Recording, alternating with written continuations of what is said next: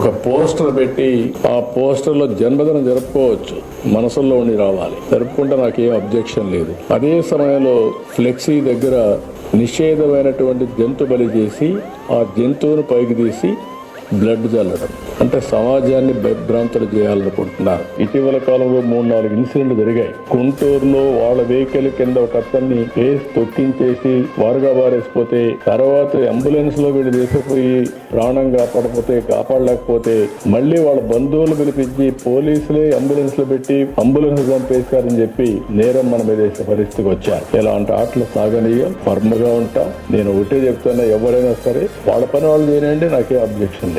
వాళ్ళ పని కాకుండా ఇష్టానుసారంగా చేసి ఈ ప్రభుత్వం అసమర్థత చేతగాదు అని బ్లేమ్ చేస్తే మాత్రం ఎవరిని వదిలిపెట్టే పరిస్థితి లేదు. పోలీసులు డ్యూటీ పోలీసులు చేస్తారు. ఎవరైనా సరే ఒక పద్ధతి ప్రకారం ఉండాల్సిన అవసరం ఉందని చెప్పి కూడా మరొకసారి పోలీసులందరికీ విజ్ఞప్తి, రాష్ట్రం మొత్తం పోలీసు వ్యవస్థకే విజ్ఞప్తి చేస్తున్నాను.